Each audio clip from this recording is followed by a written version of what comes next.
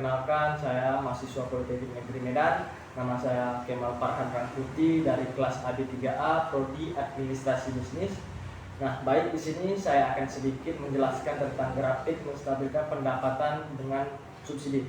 Nah, jadi sebelum saya masuk ke subsidi, saya akan sedikit menjelaskan tentang pengertian subsidi.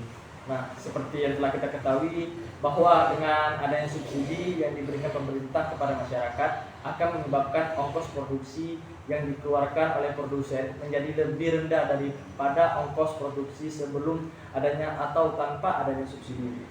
Pengertian subsidi ialah bantuan yang diberikan pemerintah kepada produsen sehingga harga yang ditawarkan sesuai dengan keinginan pemerintah dengan harga lebih murah daripada harga semula. Dengan adanya subsidi yang bersifat spesifik atas suatu barang, maka kurva penawaran akan bergeser sejajar ke bawah dengan penggal yang lebih kecil dari sumbu harga. Sedangkan grafik fungsi permintaannya tidak terpengaruh dengan adanya subsidi. Fungsi penawaran sebelum subsidi adalah P sama dengan F dalam kurung Q. Fungsi penawaran sesudah subsidi adalah P sama dengan F dalam kurung Q minus S. Besarnya subsidi yang diberikan oleh pemerintah adalah S besar sama dengan S kecil Q, di mana S sama dengan jumlah subsidi, Q sama dengan jumlah produk setelah subsidi. S besar sama dengan subsidi per unit produk. Nah, contoh masalah di sini sebuah masalah petani, yaitu stok kelebihan produksi yang terus-menerus bertambah akibat dari pembelian pemerintah di atas harga keseimbangan. Nah, sebelumnya masalah ini dapat dihindari dengan cara memberikan subsidi pendapatan kepada para petani. Dalam kebijakan ini, pemerintah tidak menentukan harga pasar, tetapi menetapkan harga jaminan yang akan diterima untuk setiap produksinya.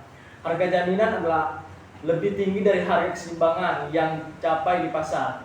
Jumlah subsidi yang akan diberikan pemerintah untuk setiap unit produksi adalah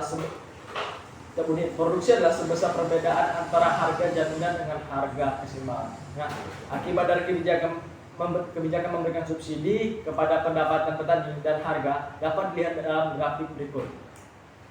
Nah, tanpa campuran tangan pemerintah, maka keseimbangan akan dicapai pada titik E dan harga pasar adalah sebesar P. Karena harga ini dianggap tidak memberi pendapatan yang memadai kepada para petani, maka pemerintah perlu harga jaminan sebesar P2. Akibat kebijakan harga jaminan yang lebih tinggi itu, maka penawaran bertambah dari Q menjadi Q1 dan kurva penawaran berubah dari S besar 2 menjadi S1.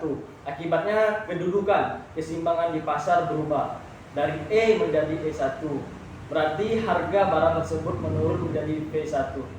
Keseimbangan baru ini menunjukkan bahwa kebijakan subsidi pendapatan dapat menyebabkan penawaran bertambah banyak dan harga menurun, tetapi pendapatan yang diterima petani dari penjualannya ke pasar sangat sedikit sekali, yaitu sebesar O Q1 E0 Q1 E1 P1, dan oleh karena itu untuk mempertahankan pendapatan mereka pada tingkat yang dikehendaki, maka subsidi pemerintah diperlukan.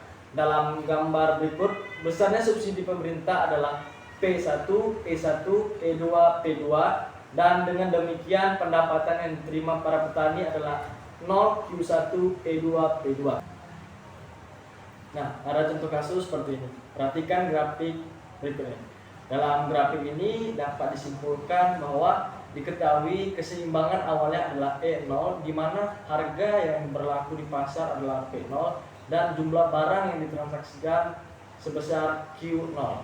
Dan kemudian pemerintah menetapkan subsidi yang akan diberikan kepada produsen sehingga penawaran bergeser ke kanan dari S menjadi S1.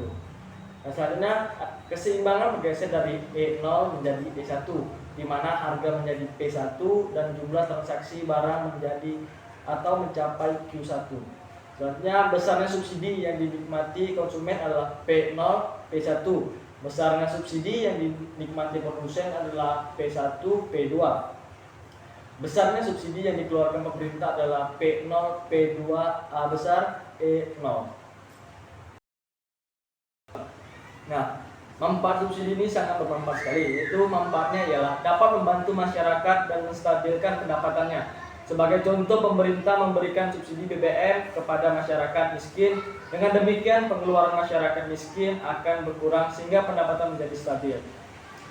Demikianlah penjelasan dari saya. Apabila ada kurang dan ada salah-salah kata, saya mohon maaf. Bila itu, wassalamualaikum warahmatullahi wabarakatuh.